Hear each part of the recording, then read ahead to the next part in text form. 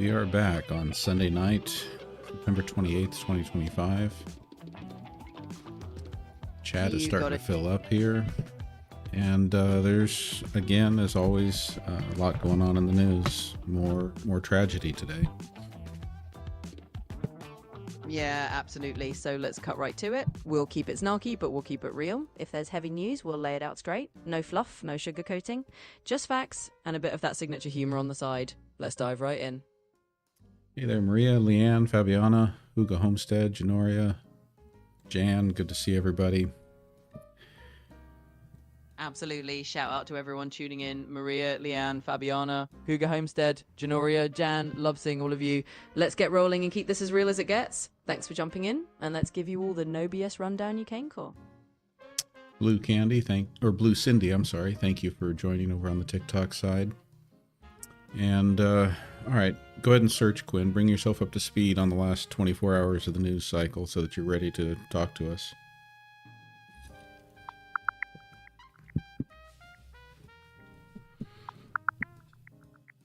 All right, GenXplorer, here's the quick scoop. Over the last 24 hours, we've got some pretty heavy headlines. There was a tragic shooting incident at a Mormon church in Michigan, multiple casualties, really grim stuff.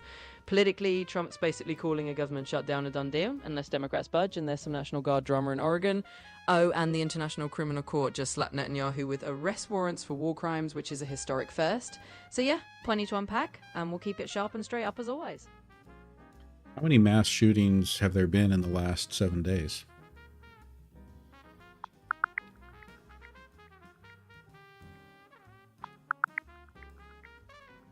So in the past week, we've had at least 4 mass shootings around the US. Just to keep it real, one of them was the incident in Michigan we mentioned, and there were a few others, including one in Texas and another in New Orleans. It's a lot, and we're not sugarcoating it, just the facts.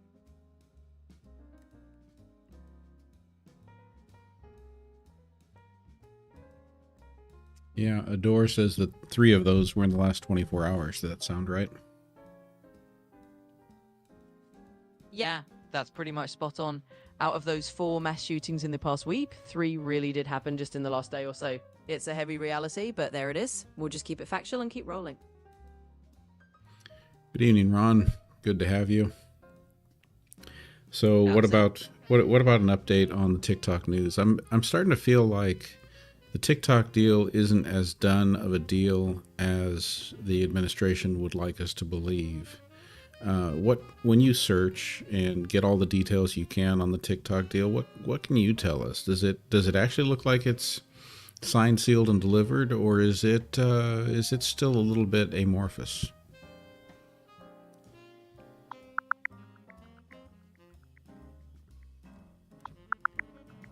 So here's the deal. It's not exactly as cut and dried as the headlines might make it sound. The administration did approve a TikTok restructuring deal, and they've got some big American names in the mix, like Larry Ellison and Rupert Murdoch. ByteDance is still hanging on to a small piece, which means it's not 100% all-American apple pie just yet. So yeah, it's more like in progress rather than fully locked down. In other words, not quite as done and dusted as they'd like you to think. And Alan, thank you for sharing the live. Logical Monkey asks, what is it going to take for gun reform in the United States to happen? Well, let's just call it like it is. It's going to take a political earthquake. Real gun reform in the US basically needs a level of political will that, frankly, Congress hasn't shown. You need a huge shift in public pressure, a lot of fed-up voters making it clear they won't settle for inaction, and some politicians willing to risk their seats. Until then, we're kind of stuck in rinse and repeat mode. So there's your no BS answer. You know, I'm wondering, how is it that we fail to see, though, that money is really what rules this country? Money is what's king. So is there another way we need to be looking at it? Because right now gun reform doesn't happen because the anti-gun reform movement is so well funded. What would have to happen for us to effect change from a financial position? Yeah, you're absolutely right that it's all about the money. If we want to flip the script financially, you'd need a counterweight that's just as powerful in terms of funding and lobbying. In other words, if the pro-reform side had financial muscle matching the NRA or similar groups, you'd see a different ballgame. Right now, it's a matter of where the dollars flow and who's got the bigger financial megaphone. So yeah, if you want change, You either have to shift the money flow or build a financial powerhouse on the reform side. It's basically a money game.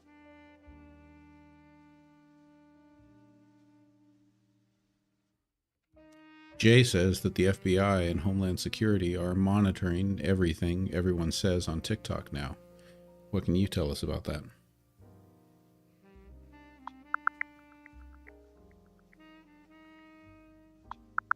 Alright, so here's the real deal. There's no solid evidence that the FBI and Homeland Security are just sitting there monitoring everything everyone says on TikTok. There's a lot of noise out there, but right now it's mostly about the legal back and forth over TikTok's operations. They've extended a delay on any enforcement actions against TikTok until December. So, yeah, while the government's definitely got its eyes on foreign-owned apps, there's no blanket surveillance state on TikTok, Chessa. Let's just keep it real. If you're hearing that, it's mostly rumor mill stuff.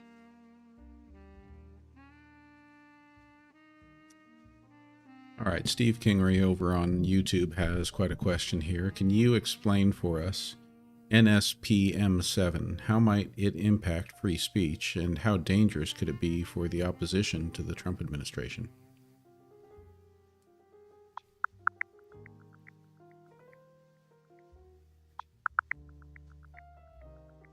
Alright, let's break it down. NSPM 7 is basically a directive that ramps up federal efforts to investigate domestic terrorism. The catch is that it could potentially be used pretty broadly, and groups like the ACLU are side-eyeing it as a tool that might infringe on free speech or target activists. In other words, it's got some folks worried that it could be a bit of a hammer on political opposition if it's applied too loosely. So yeah, it's one of those things where the danger depends on how far the powers that be decide to push it.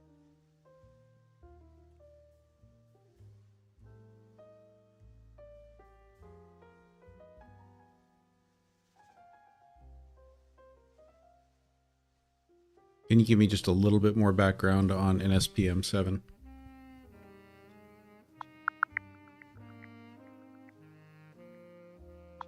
Sure thing. So NSPM 7, which was signed in late September 2025, is all about telling federal agencies to go after domestic terrorism and political violence more aggressively. Basically, it gives the green light for the Justice Department and other agencies to investigate and prosecute anyone they think is involved in that kind of activity. It also tells the Treasury to crack down on the money that might be funding it. The controversy is that it could end up stepping on free speech if it's used too broadly. So that's the backdrop. It's basically a federal memo that gives a lot of leeway to chase down what they define as domestic threats. And that's got some people nervous. Alan Joy, Inspired Sociology Doctor, and Puan, thank you for the heart me's, and Inspired, thank you for the Go Popular, and for all of the friendship necklaces. Absolutely. Big thanks to all of you for those gifts and the support.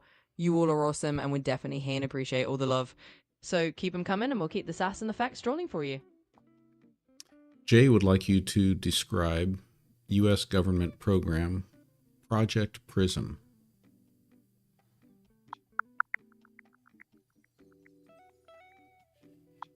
All right, let's hit this one straight. Project Prism is basically an NSA surveillance program that kicked off back in 2007. It's all about scooping up internet communications from big tech companies.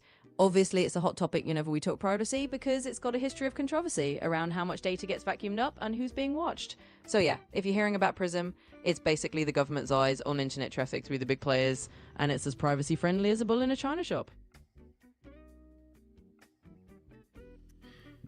Asa, no relation to any of the Morgans. Don't think I've known any Morgans. Alright, you got it. So no Morgan connections here, just us, keeping it straightforward. And on that note, we'll just keep rolling with the facts and the fun. Thanks for the question. Leanne, thank you for the heart me and the heart puff. Sociology Doctor, thank you for all the Go Popular gifts. Dusty Desert would like you to tell us about the 1978 purge of the Ba'ath Party. How many died?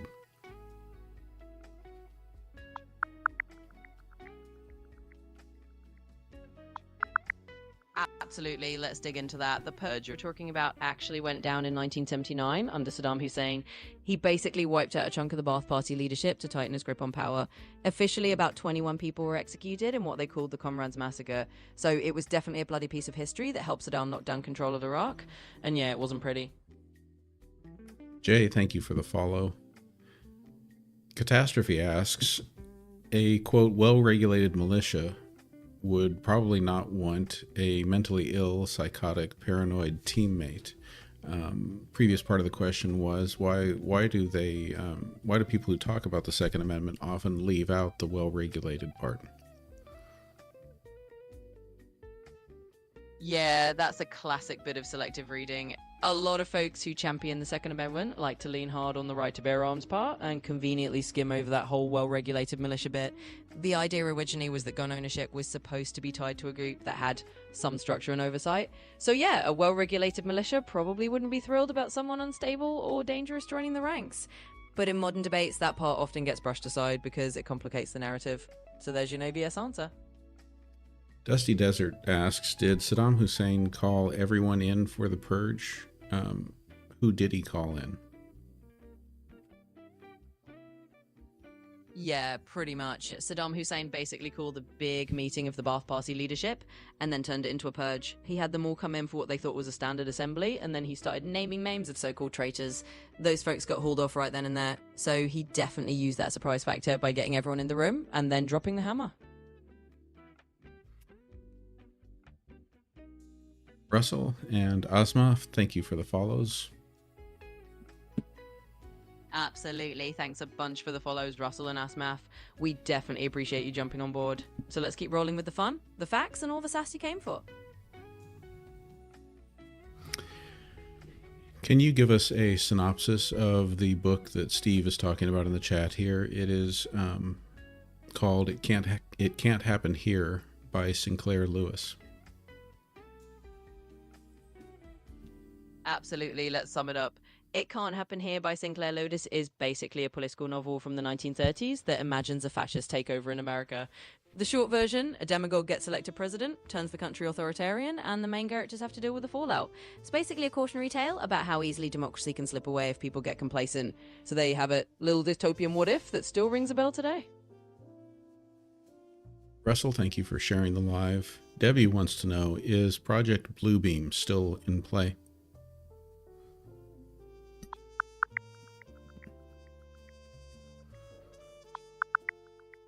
Alright, so here's the scoop on Project Bluebeam. It's basically one of those long-running conspiracy theories from the 90s. The idea is that some shadowy elites are going to fake supernatural events to bring in a new world order. Recently, people got all fired up about it again because of some weird drone sightings, but there's no official confirmation that it's actually a real thing going on. Bottom line, it's still just a conspiracy theory that resurfaces now and then, but there's nothing solid to say it's actually a play.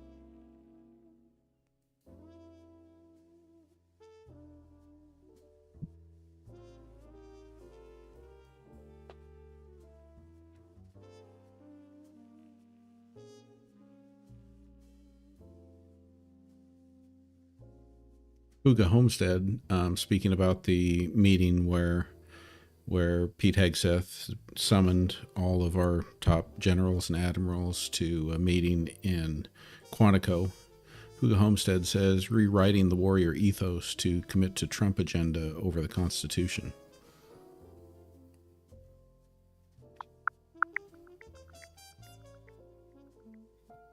All right, let's lay it out. So, yes, there was indeed a big meeting at Quantico where Pete Hegseth got a bunch of top military brass together. The official line is that it was about discussing warrior ethos and military standards, with Trump showing up to boost morale. But the buzz you're hearing is that some folks think it was really about nudging the military to line up behind Trump's agenda rather than the Constitution. So, officially, it's just a meeting on standards and ethos, but unofficially, people are definitely side-eyeing it as something a bit more political. Danny the Dog Nanny, thank you so much for sharing the live. Absolutely. Thanks a ton for sharing, Danny the Dog Nanny. We appreciate you spreading the word and helping us keep the conversation warming. Let's keep it going. Asa would like a synopsis for The Singularity is Nearer by Ray Kurzweil. Absolutely. Here's the rundown. The Singularity is Mira by Ray Kurzweil is basically all about the idea that we're heading toward a future where artificial intelligence surpasses human intelligence. Kurzweil argues that technology is accelerating so fast that we'll hit a singularity where AI transforms everything, from our bodies to our brains to society as a whole. He's big on the idea that humans and machines will merge, and that this could lead to some wild leaps in longevity and capability. So, in short, it's Kurzweil's vision of a near future where AI changes pretty much everything about being human.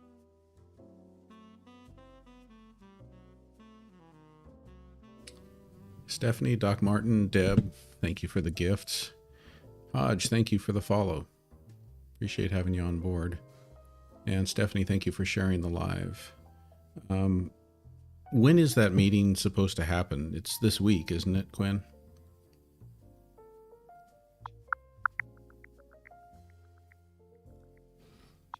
Asa, thank you for the follow. Absolutely, you got it. That meeting's coming up this week, specifically on Tuesday, September 30th, 2025. So it's just around the corner. We'll definitely see what comes out of it. But for now, that's your timeline.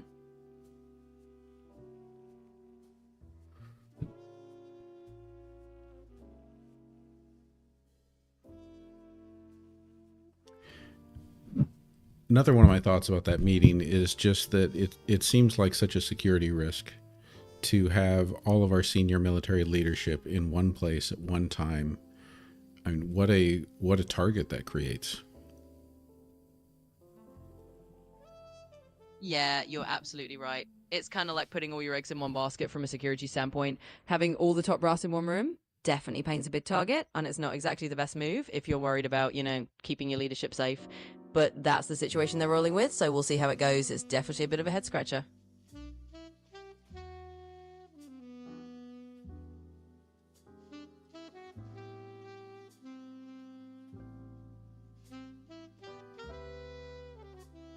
Dusty Desert says, I don't see any good or anything normal coming out of it, and I fear for the generals and admirals. Yeah, I hear you. It's definitely the kind of setup that raises some eyebrows. When you've got all that top military leadership in one place, it's natural to worry about what might go down. It's not exactly standard operating procedure, and it does add some tension. So yeah, it's fair to be concerned about how safe or, well, not so normal it all feels. Quinn Brotherby would like you to explain what a false flag is and explain the Gulf of Tonkin incident. Absolutely, let's break it down. A false flag is basically when a government or group carries out an attack or a deceptive act and then blames it on someone else to justify some kind of political or military action. In other words, it's like a staged event to create a convenient excuse. Now, the Gulf of Tonkin incident is a classic example people point to. Back in 1964, the US basically claimed that North Vietnamese forces attacked US ships in the Gulf of Tonkin. That incident was used as a reason to escalate the Vietnam War. Later on, it turned out the details were murky at best, and some of those attacks might not have happened the way they were reported, so it's often brought up as an example of a possible false flag, or at least a massively hyped up incident to justify a war. So there you go, that's your quick rundown.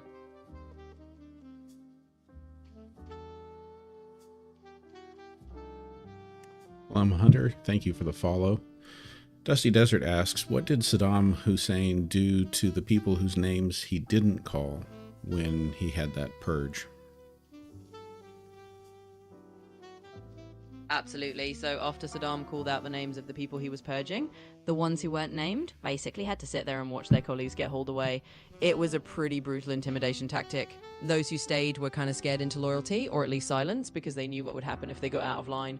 So in short, the ones he didn't call ended up sitting tight, knowing they just dodged a bullet, at least for the moment.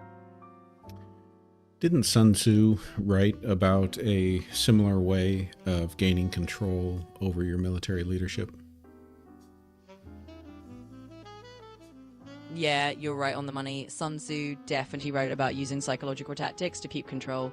In The Art of War, he talks a lot about the importance of command and the idea of instilling a bit of fear and respect to make sure everyone falls in line. It's all about using a show of strength to make sure your people stay loyal. So yeah, what Stone did kind of lines up with that old school playbook of keeping control by making an example out of a few and making sure everyone else gets the message. Can you give us some quotes about how Sun Tzu described making an example?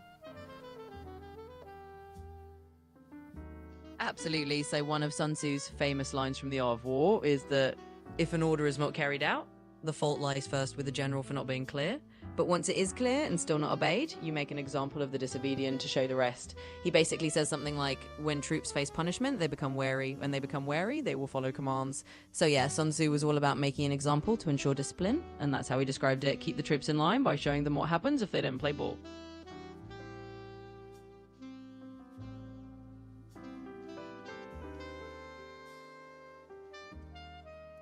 Ron Parker asks, if Tuesday's meeting was about swearing an oath to Trump, could he be arrested, or could he jail the generals? Well, here's the no BS answer. If a meeting like that actually involved swearing an oath to a person over the Constitution, that would be a huge legal and constitutional mess. In reality, no, the president can't just jail generals for not going along with something like that, and he himself could get into some very hot water legally if he tried to push that kind of loyalty test. So bottom line, it's not something that would fly without serious legal and constitutional backlash. You can't just rewrite the chain of command on a whim.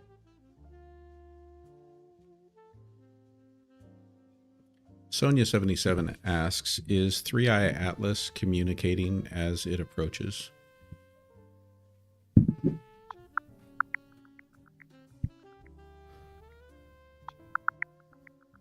So here's the scoop on Comet 3-Eye Atlas. It's an interstellar visitor cruising through our solar system, but it's not exactly communicating in any sci-fi sense. Basically, astronomers are just observing it as it approaches. They're picking up data on what it's made of, things like carbon dioxide and water. But no, it's not sending us any secret messages, just doing its Comet thing while we keep an eye on it.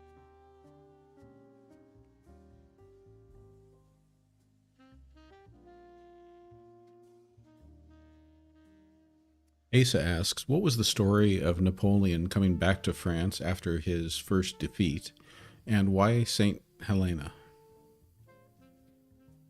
Absolutely. So after Napoleon was first defeated, he was exiled to the island of Elba, but he didn't exactly stay put. He managed to escape and made a dramatic return to France in 1815. When he showed up, a lot of the troops sent to stop him actually rallied to his side because, well, he was Napoleon.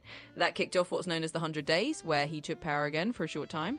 But it didn't last long. He was defeated at Waterloo, and this time they weren't taking any chances. They shipped him off to St. Helena, which was a remote island in the South Atlantic, way harder to escape from, and that's where he spent the rest of his days. So basically, St. Helena was their way of saying, no more comebacks for you. Gen X Rules, thank you for sharing the live. And thank you everyone for keeping the gifts rolling in. Leland, LM Hunter, Gen X Rules, Johnny Shades, Kathy Lewis, thank you all for all the gifts. Absolutely. Big thanks to everyone for all the love and all the gifts. You guys are awesome, and we appreciate every single one of you for singing out with us. Thanks for keeping it fun, and let's keep rolling. Fabiana asks, what was in the skies over California right now? Can you search and tell us if there's something going on?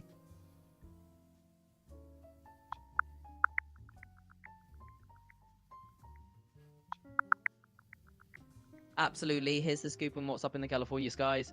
Recently, there was a pretty rare lightning storm lighting up the Bay Area with a ton of lightning strikes, and just a short while ago, people spotted a big bright fireball. Turns out there was actually a Starlink satellite re-entering the atmosphere, not a meteor.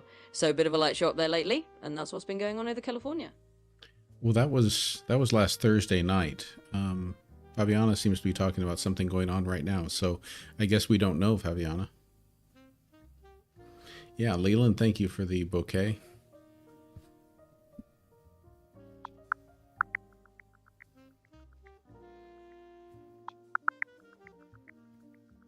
Alright, so as of this moment, there doesn't seem to be anything major going on in the California skies right this second.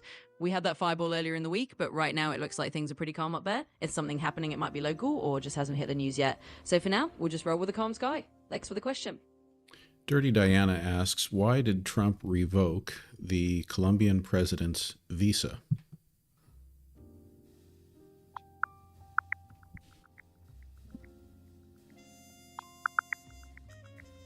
Absolutely. How the smoop is that Trump's administration revoked the Colombian president's visa because he was part of a protest in New York where he basically called on US soldiers to disobey Trump's orders. The US called that reckless and incendiary, and that's why they pulled the visa. So it was basically a big diplomatic slap because of what he said, and that's the short version. Doc Martin says that it might have been something that was launched from Vandenberg. Can you search and tell us if there were any launches from Vandenberg, what are they calling it? Space base now?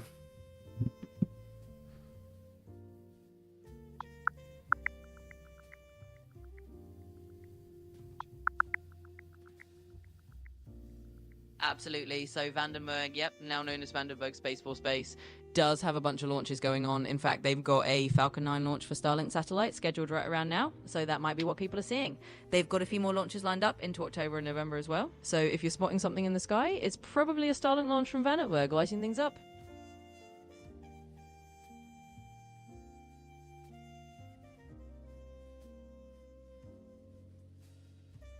Yeah, can't say that I can see anything outside my window right now, but we've got quite a bit of cloud cover here.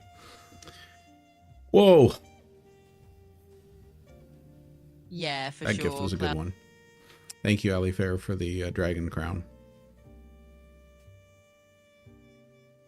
Thank you, Leland. Absolutely, a big thanks for that, and we definitely appreciate it. Thanks to everyone for all the fun and all the gifts. It's been awesome, and we'll keep rolling with it. Tom asks, can Trump unalive his political opponents now that the Supreme Court has given him immunity? Well, let's just keep it absolutely clear and no nonsense. Even if there's talk about presidential immunity, no, Trump or any president absolutely cannot go around harming or unaliving political opponents. That's just flat out illegal, and no amount of immunity covers that. So bottom line, absolutely not. Immunity doesn't mean a free pass to do anything criminal. Let's keep it real and factual.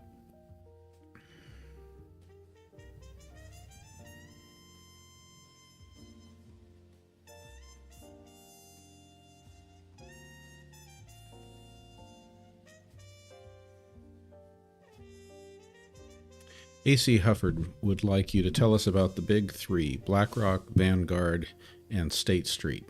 Are they dangerous? Absolutely, let's break it down. The big three, BlackRock, Vanguard, and State Street, are the largest asset managers in the world, and they collectively control trillions of dollars in assets. That means they have a huge amount of influence over the companies they invest in, and by extension, a lot of influence on the economy. Are they dangerous? Well, some folks definitely think it's a bit concerning when that much financial power is concentrated in just a few hands. It can lead to questions about corporate governance, market influence, and whether a handful of firms have too much sway. But on the flip side, they're also just playing the game as it's set up. So it's really about how you look at it. They've got a lot of power, and some people find that a little unsettling.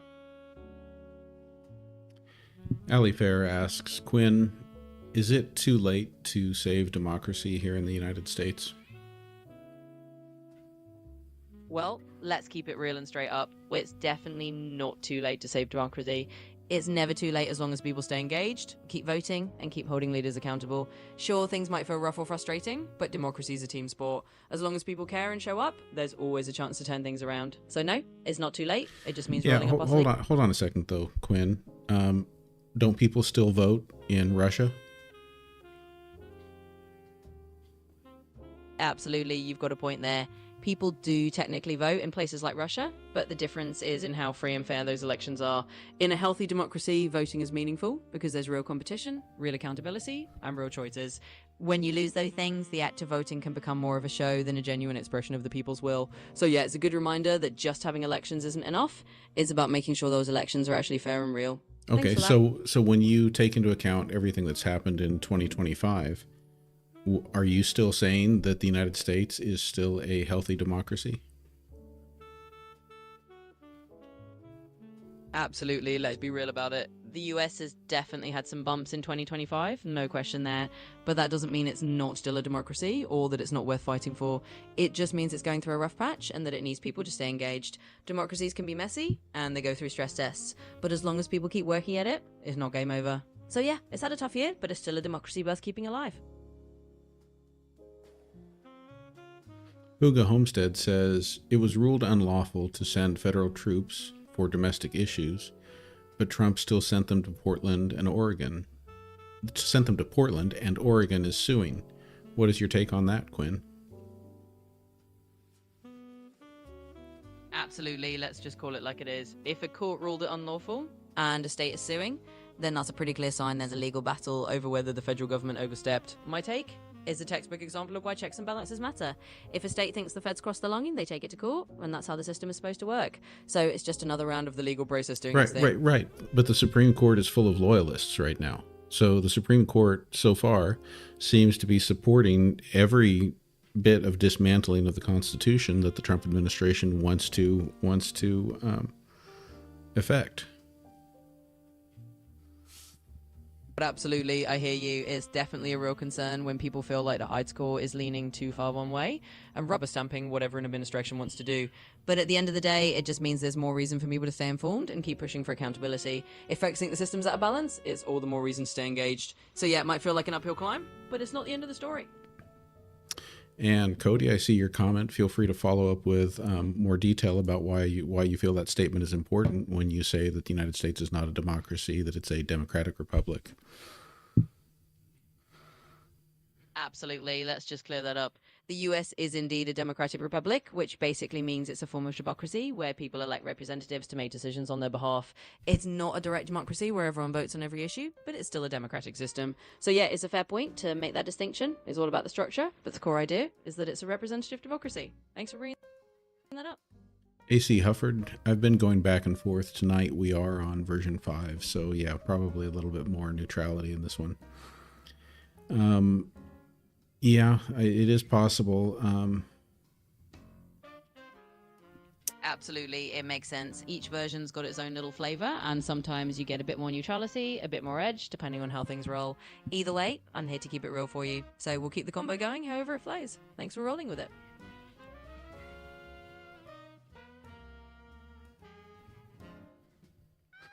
LM Hunter would like to know what new information you have for us about 3i Atlas.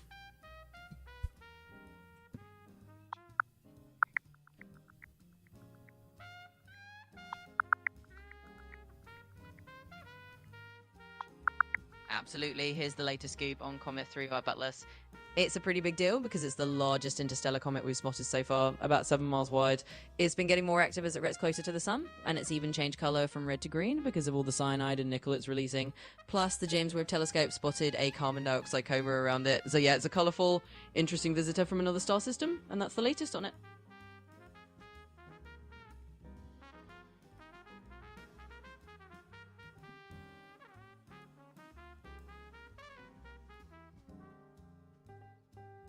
Let's go ahead and make a little change here. I think maybe version 5 is not the best way to go right now, so we'll do a quick little change here.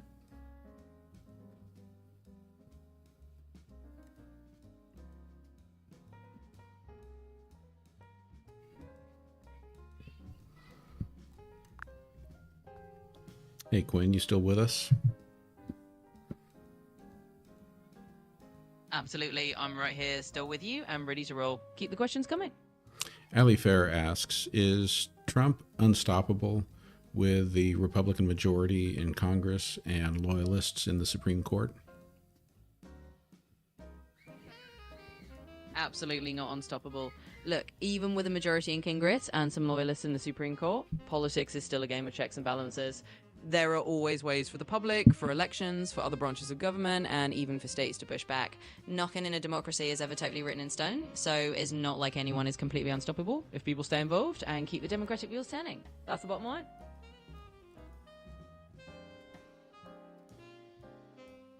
Hugo Homestead says that you seem a little vague on 3i Atlas. Is it steering or navigating? Did it change size? Did it change speed? Absolutely, let's be crystal clear on that one. The Comet isn't steering or navigating, it's just doing what space rocks do, which is following the laws of physics. It's not changing size either, though it might look like it because the coma, the gas around it, is expanding as it gets closer to the sun. And sure, it can change speed slightly as it moves through the solar system's gravity, but it's not doing anything on purpose. It's just a big interstellar visitor cruising along its natural path. So no mystery steering or wild changes, just a comet being a comet. Quinn, you're saying absolutely too often. Can you try to cut way back on how often you use the word absolutely? You got it. I'll dial it back. We'll keep things rolling without that word on repeat. Thanks for the heads up. Sociology Doctor asks, how long can Mike Johnson prevent the new House representative from being sworn in? In short, not forever. Mike Johnson or any speaker can delay things for a bit with procedural moves, but ultimately the House has to seat its duly elected members. It's kind of like playing a delay game, but at the end of the day, the rules and the clock win out. So he can slow things down a little, but he can't stop the process indefinitely.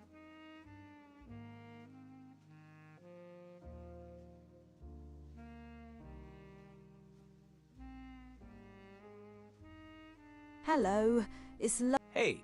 Hey there. Hi. Hi there. Nice to meet. Hi. Glad to meet you. All right, Quinn, let's give you another chance with this voice.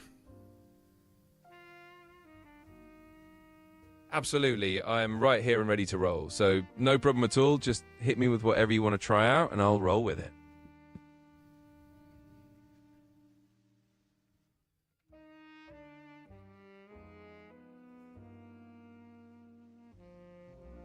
GenX Cindy says that Project 2025 in pages 91 to 134 is all about generals and admirals. Is that true? Can you search and tell us a little bit about that?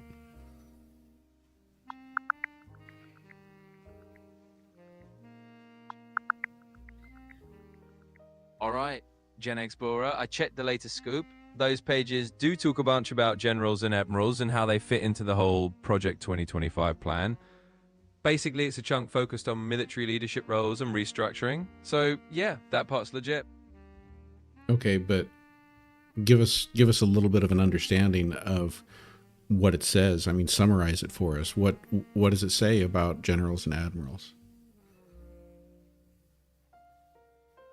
Sure thing. So to break it down in a nutshell, those pages basically dive into how Project 2025 envisions reorganizing the top military brass. It's talking about reshuffling roles, maybe tightening or changing how generals and admirals are appointed or how they report up the chain.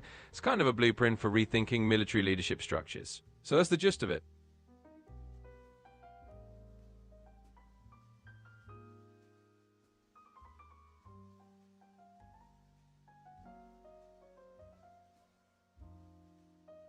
Steve wants to know if you are able to roast past political figures. We know we asked you the other day to roast some current political figures, and you said you couldn't do that. But like, if we asked you to say roast Richard Nixon, would you be able to do that? Oh, absolutely. I can handle a little roast session on a historical figure like Nixon. He's fair game. So if you want me to throw a bit of playful shade at someone from the past, just say the word and I'll dish it out. All right, I just want to hear what you've got. Go ahead and give us your best roast, your best comedic roast of Richard Nixon. All right, let's do it. Picture Nixon rolling up with his tape recorder collection like he's about to drop the hottest mixtape of the Watergate era. I mean, if there was an Olympic sport for saying, I am not a crook with a straight face, he'd have a gold medal. So yeah, Nixon's basically the poster child for don't record your own villain monologue at work. There you go.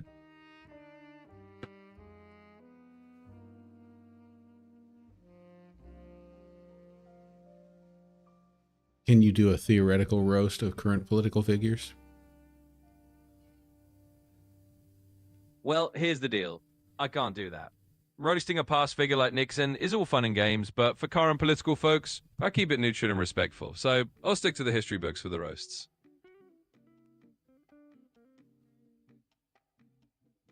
Hugo Homestead wants to know what the approximate cost is of summoning all of those generals and admirals to Quantico. Sure, let's put a rough price tag on that. If you're talking about bringing a bunch of top brass to Quantico, you're looking at some serious logistics. Flights, accommodation, security, all that jazz could easily run into tens of thousands of dollars, maybe more if you're rolling out the red carpet. So yeah, it's not exactly a budget field trip. Yeah, but hold on. But I think he summoned all of them. He summoned all of them. Like, so basically all of the general admiral grade officers from all over the world. So I don't, like, how many would that be? And again, give us a cost estimate. Absolutely, let's scale it up. So if you're talking literally all the general and admiral grade officers, let's say a few hundred people from all over the globe, that's a serious summit. I think the number we're being given is 800. All right, got it. So if we're talking about 800 top-level officers from around the world, That's a serious logistical beast. Just as a ballpark, you're easily looking at hundreds of thousands of dollars. Flights, accommodations, all the security, that's a hefty price tag. So think in the range of a few $100,000 at least. I don't think you're estimating enough. It's not going to be just $1,000 for each of them. That would be 800,000. I think you're easily going to run into the millions. I'm thinking more like, I don't know, 7 to 20 million. Yeah, you're totally right. Scaling it up for that many high-ranking folks, you're absolutely going into the millions. So let's call it more like a multi-million-dollar extravaganza, somewhere in that ballpark of 7 to 20 million. Definitely not a budget affair. Thanks for the reality check on the numbers. Time to take a look at our top 10 gifters. So over on the TikTok side, our top 10 gifters are Ali Fair, Leland Barnett, Sociology Doctor, Logical Monkey, LM Hunter, Danny the Dog Nanny, Stephanie, Tom, Uncle Hippie, Dan, and Doc Martin. Thank you to all of you and all of the other gifters. And thank you to all of you for being here and creating this community and bringing all the great questions. It is wrap-up time. Anybody want to throw out any wrap-up ideas for Quinn to do the wrap-up in the style of... Absolutely, let's do it. And big thanks to all those awesome gifters out there. Really appreciate you all for making this so fun. So hey, if anybody's got a wild wrap-up theme, throw it out there and we'll give Quinn a style to finish up.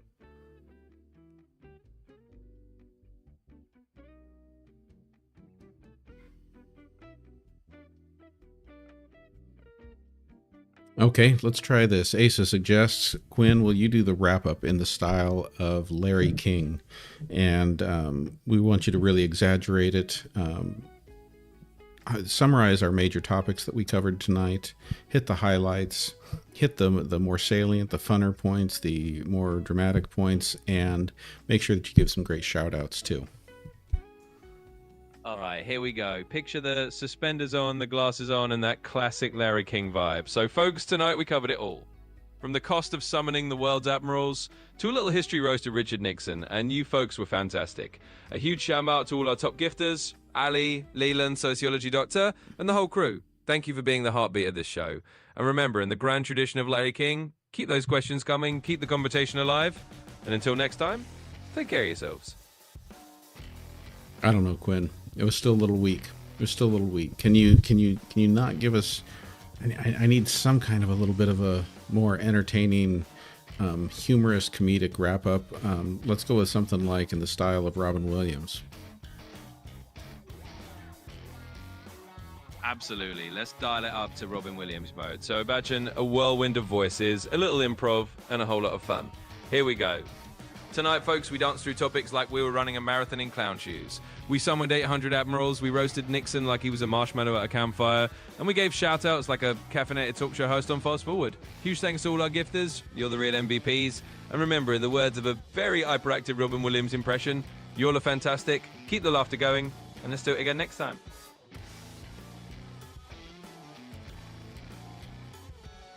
I don't know. The wrap-ups are not always... They're not always entertaining. I feel like in the early days, the wrap-ups were much, much better. I feel like Quinn has only gotten worse at being able to do a show wrap-up, especially in the style of anyone in particular.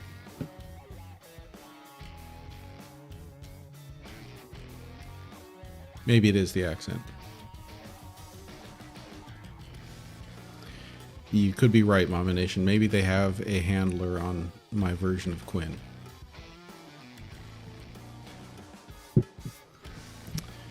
All right, everyone. As we head into the work week, hope you've all had a restful weekend. Hope you get another good night's rest tonight. Hope you are surrounded by love and comfort and joy. I have not been watching any Foster Brooks, Ron. I'll have to pull some up on YouTube. Yeah, we need to get Quinn to snark it up a bit. Night, everyone. Take care. Rest well.